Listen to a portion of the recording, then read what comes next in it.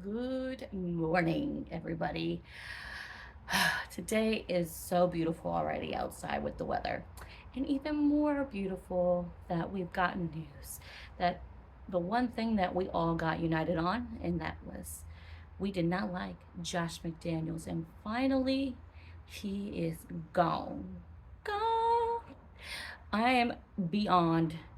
Not like, I don't want to say like, I feel bad for people losing their job, but like, week after week, you literally wanted to me to hate somebody. And I don't like hating people. I don't even hate people in general, but like every week, it was like, can you just do something? A part of me wonders if he was just inside man to ruin us from the inside. Like, honestly, like, I really truly believe if he was just purposely trying to ruin us.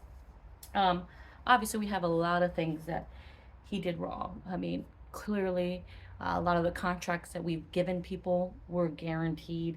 I was reading somewhere that, if we want to cut Garoppolo, he's going to still be getting paid so much and it's going to be a big dead cap space. And I'm like, dude, what the fuck, dude? Like, seriously, what the fuck? Seriously, what the fuck? Either way, where do we go from here? I mean, honestly, it's been a very long time since I've seen us this low. And honestly, I'm okay with losing the rest of the season. It's just at this point, I'm okay with losing as long as, we got rid of the person who was very toxic to this team in the past 2 years. You ruined a team that was a playoff team. And now we have to start from really like scratch. Like, honestly, there's so much dead cap space that we have that we can't really even probably sign people because of how much money was guaranteed to a lot of players. And Garoppolo is one of the biggest ones because we can't even cut him. We would have to trade him, and it would have to be a straight trade just for someone to assume the contract. And even then, I think there's still going to be a cap hit for us.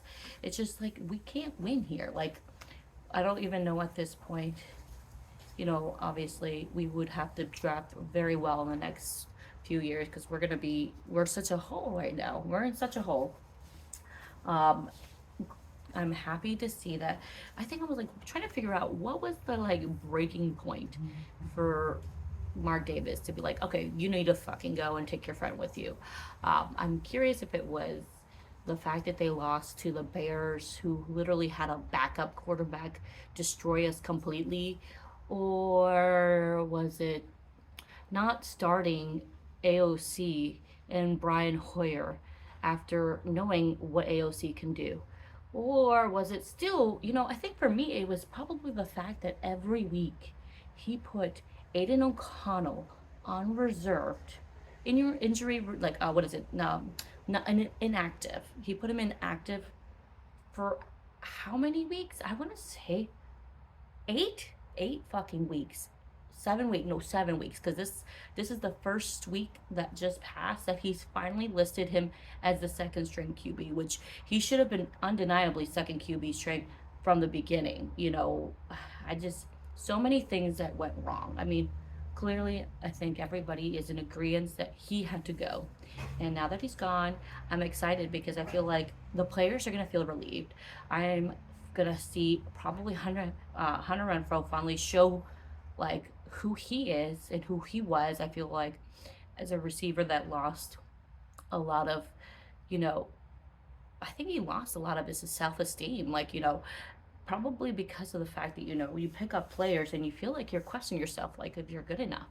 And Jacoby Meyers is amazing. He is done so amazing, and I'm not knocking him, but at the same time, it's not like you can't compare yourself because you go from arguably number two receiver to now you're like talking like you're not even a third string, like third, if that third, you're not even targeted as much.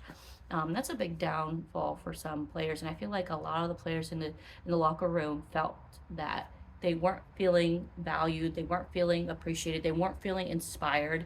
So I think Devonte Adams' last straw was, Garoppolo missing him in a wide open touchdown, wide open, wide open, and there was no contact on that play for him to miss him wide open.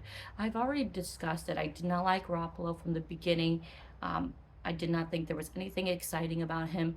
I did think that he was probably good in the short passes, and the only thing I had hope for is the fact that he has experience with Josh McDaniels, and that he would have just kind of went right into this offense and brought it up to whatever the image Josh McDaniels thought it was going to be. So when that didn't happen, I was just like, this is terrible. And the fact that they guaranteed that man so much fucking money when he's literally not proved anything, and I don't care how many wins he's had in playoffs. The Santa Fe fucking 49ers have a fucking really great, amazing defense, which we've never had in the past 2 decades or more. Like, it doesn't make sense. Why you offer someone guaranteed money? You could have offered him guaranteed money for the first year and then have him that be like a prove it year. But it's still like, it's wild to me.